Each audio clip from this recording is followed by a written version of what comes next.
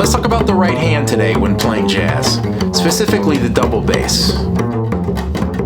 Pizzicato, or pizz for short, is an Italian word that actually means pinched, but can be roughly translated into plucked. Pizzicato was a technique that classical musicians would use to indicate that they didn't play with the bow, and they would play a string with their fingers instead.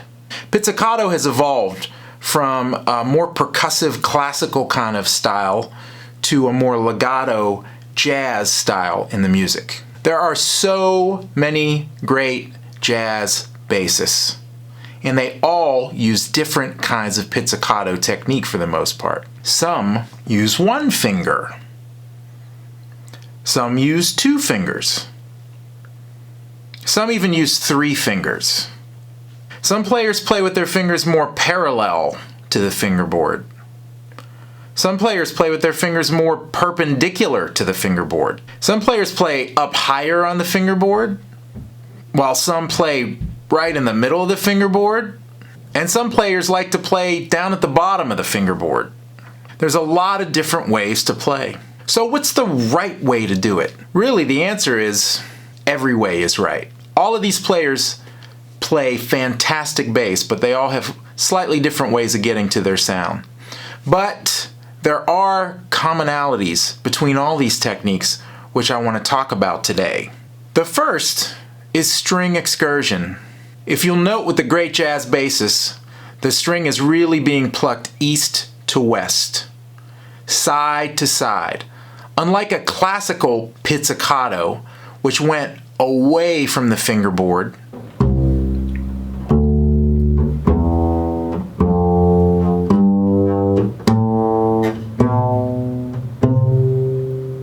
a jazz pizzicato goes more through the string, if you've ever heard that phrase.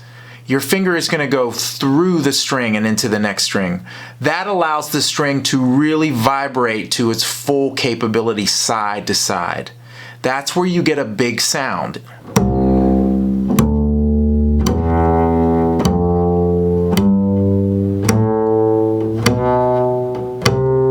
The string has to move side to side.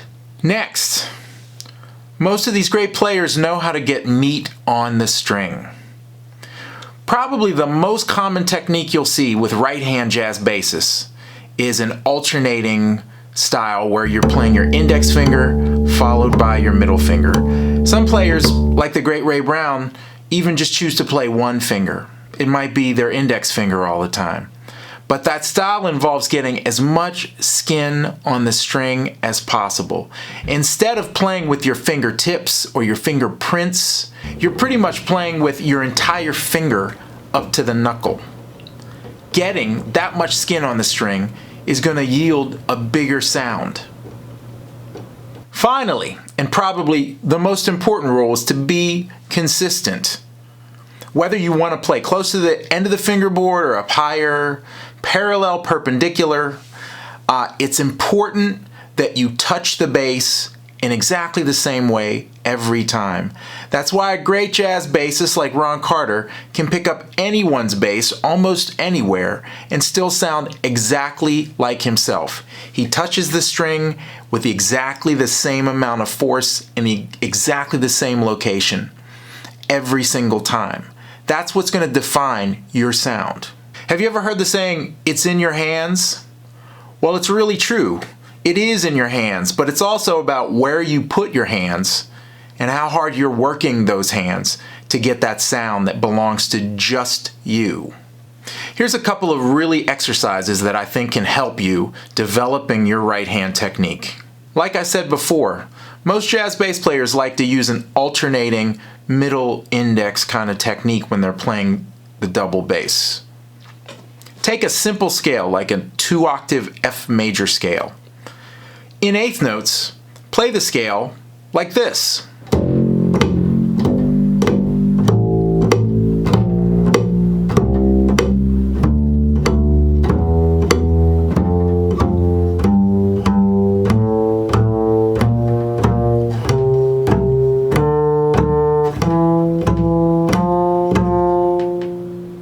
Now the trick is to make every single note sound exactly even.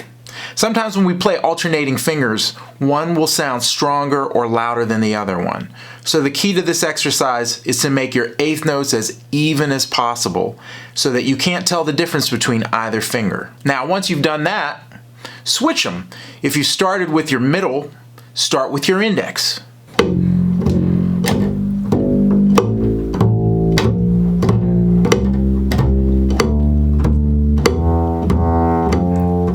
We want two separate fingers to sound as even as possible. Now let's make it hard.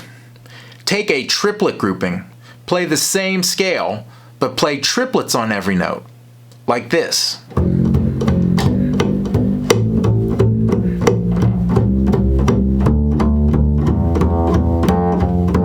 Now when we take a 3-note pattern, it becomes a lot harder than just alternating. We get used to that quickly. But with 3 notes, we're constantly changing our fingers. So in order to keep this even, you have to really focus on it. The goal of the exercise is control rather than strength. Control is the word. And finally, a couple of tips. The first is lighten up.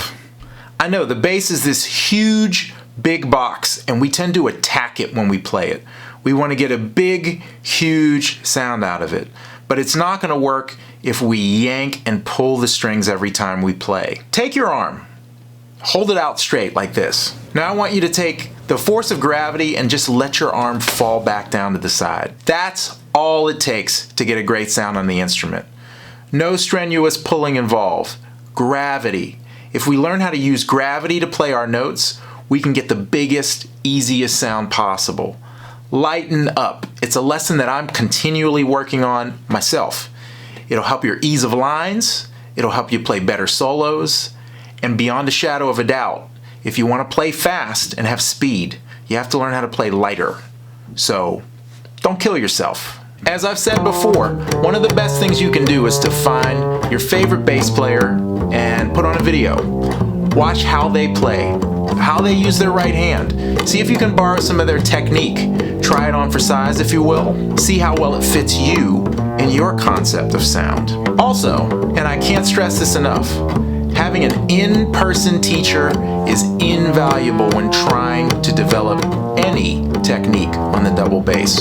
So go find a good teacher and ask them questions. In the end, your body, your instrument, and your band will let you know how it's going. Thanks for tuning in. Please don't hesitate to give me the thumbs up if you like the video.